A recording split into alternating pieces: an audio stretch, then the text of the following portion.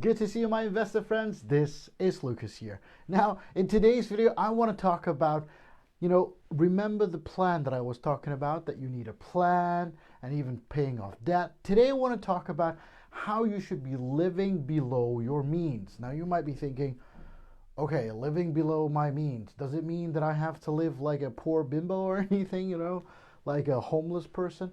Well, you got to see it like this. People tend to ask me, Lucas, how did you do it? Well, I'll tell you this.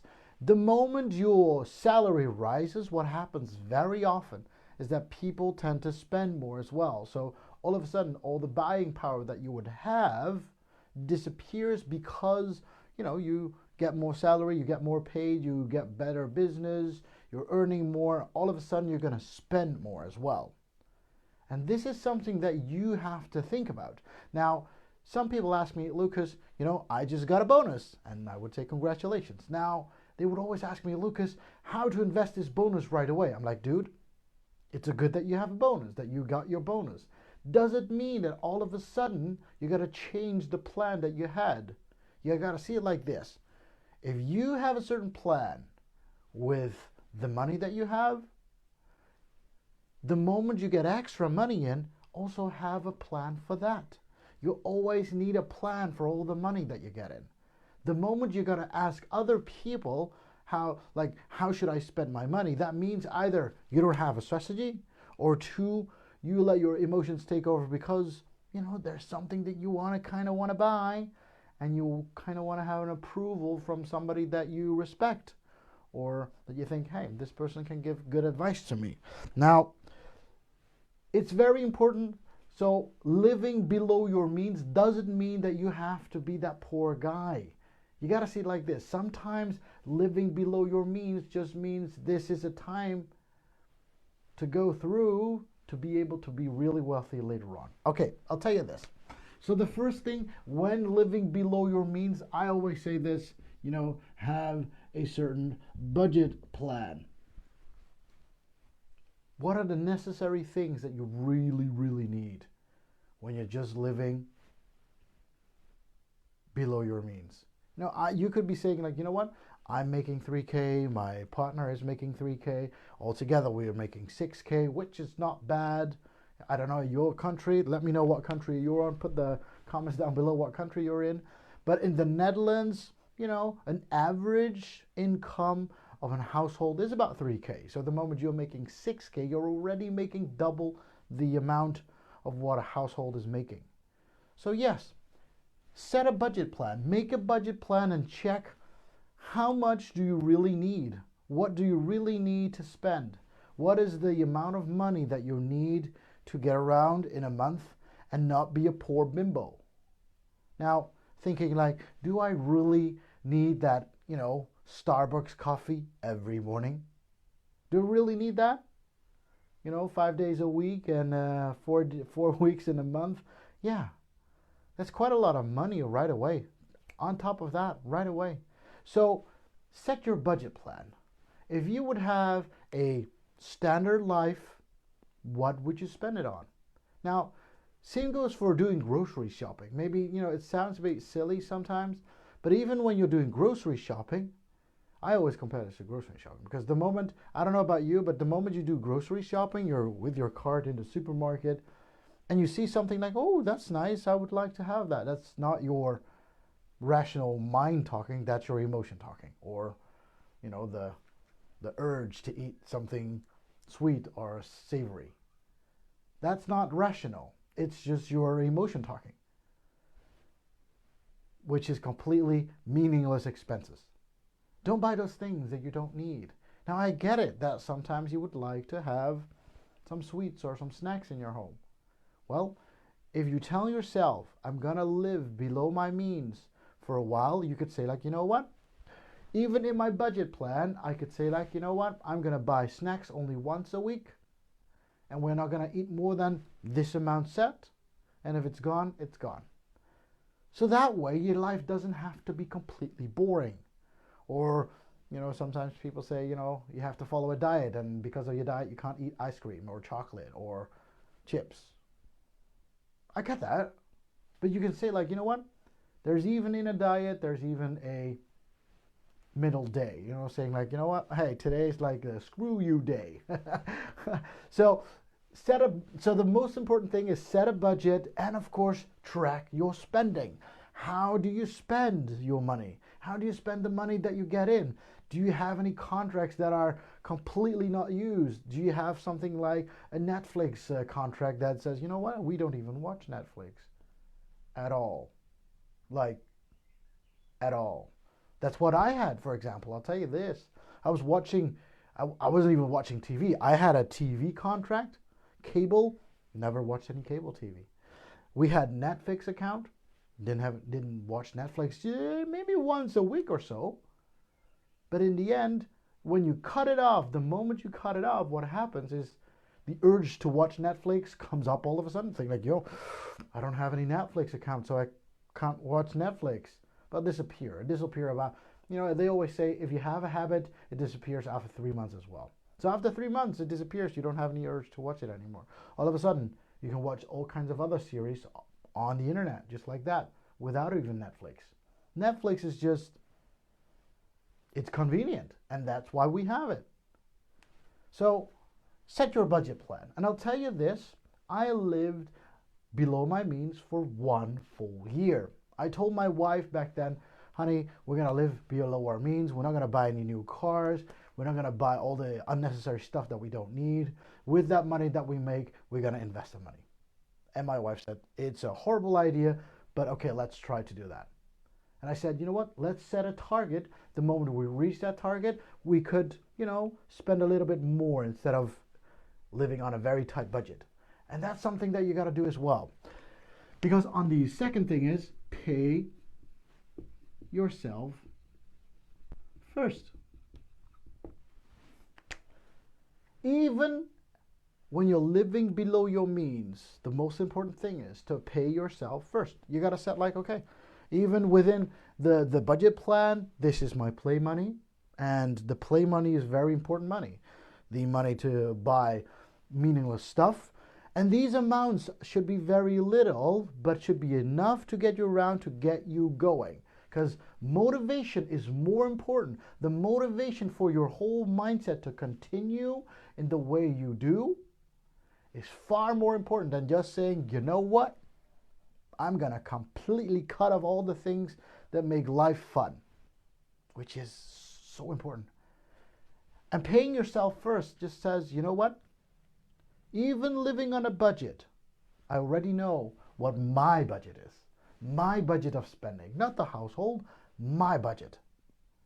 So the moment you do make a choice of saying, you know what? I'm going to make a choice to go out and have dinner. You could even do that once a month, but you have to set the budget.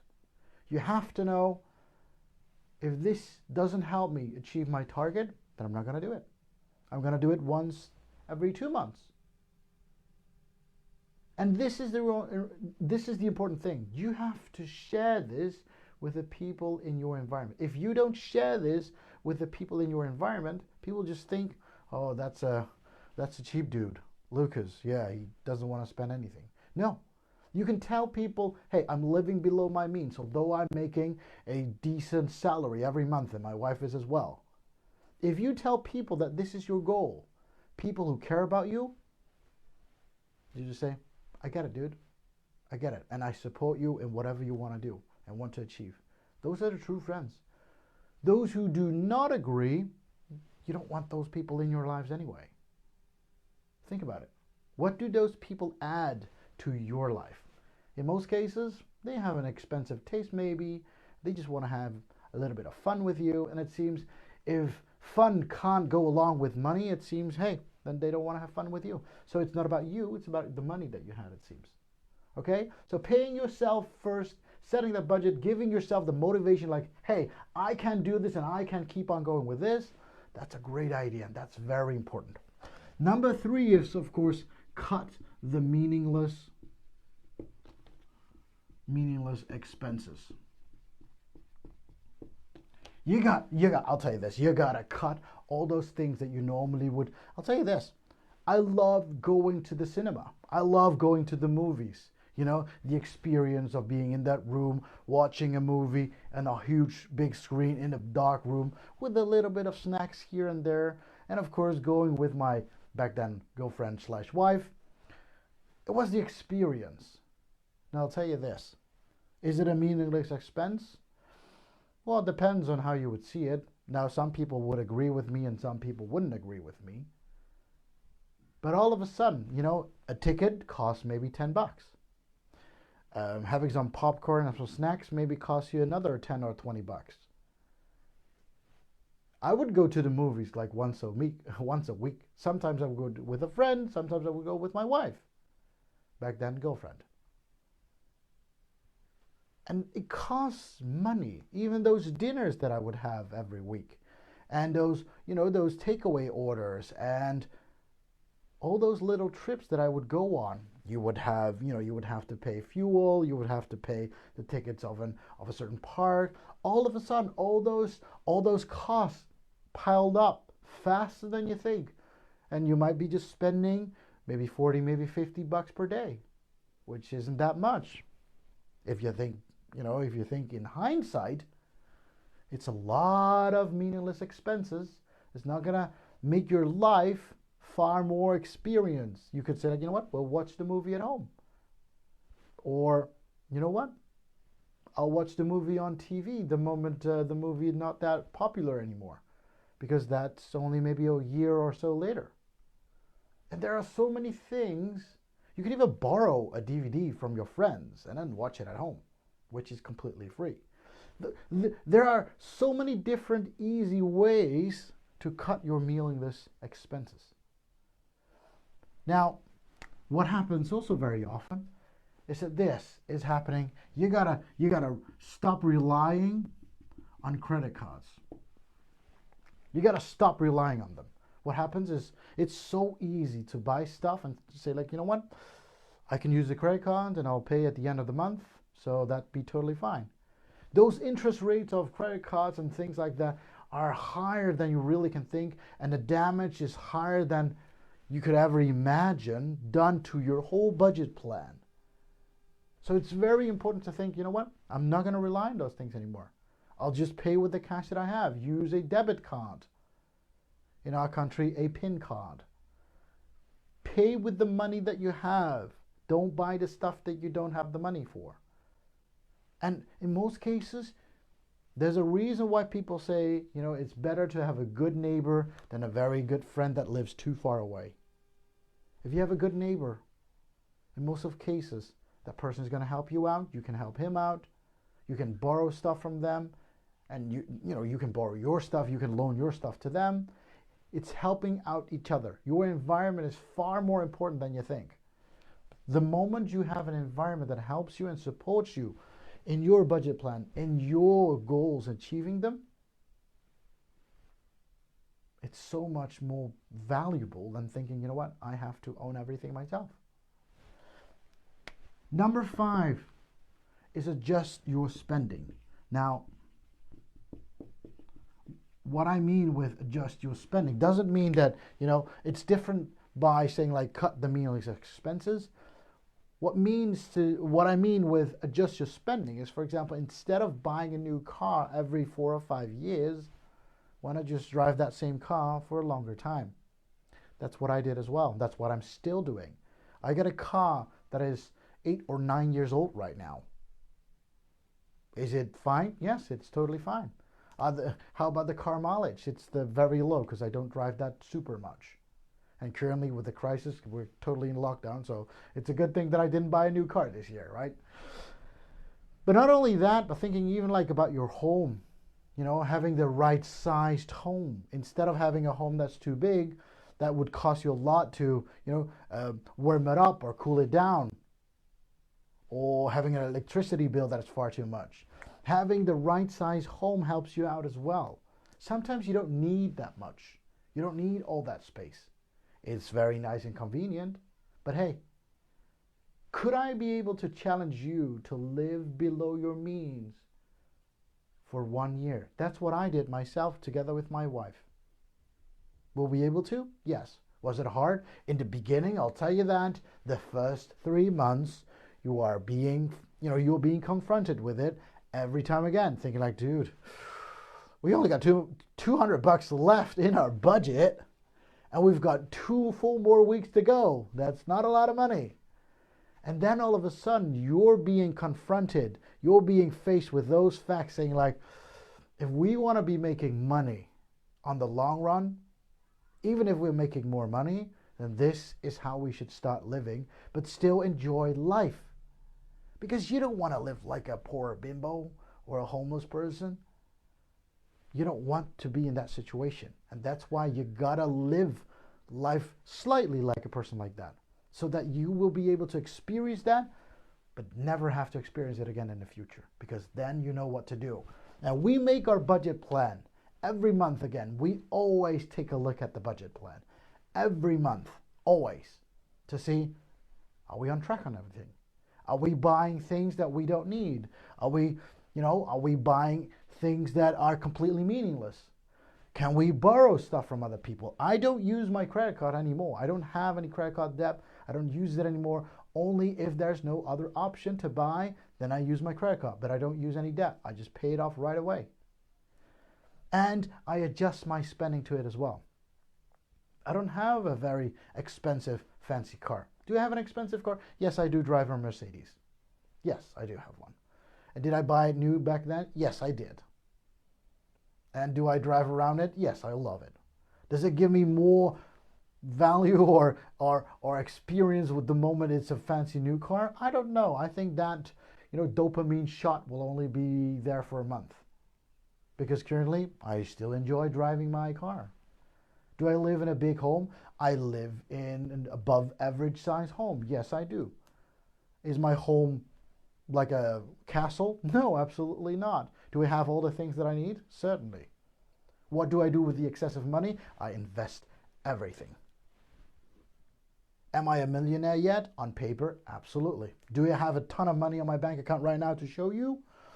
Well, depends what you think is a lot. Do I teach other people? Certainly. Do I enjoy my life?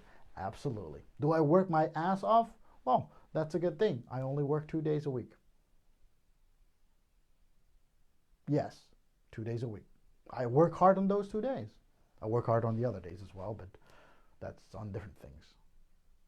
And that's how you should be making money. Passively. But that's a different story. Thank you very much for today's video, of course, and watching and joining me today here. I hope that you will be able to make your plan. If you find it hard, please reach out to me so that I can help you with your plan and to be able to teach you how to live below your means. I'll tell you this, it was hard the first 3 months, but after that, the other remaining 9 months are totally fine because you'll get used to it very fast. Hey, if you haven't subscribed, of course, to this channel, please subscribe and hit that bell button, of course, as well. Give me a thumbs up if you like this video. Share this video with family and friends if you haven't done it yet, because that's the way how we grow our community. Thank you very much, and I'll see you on the next video. Bye-bye.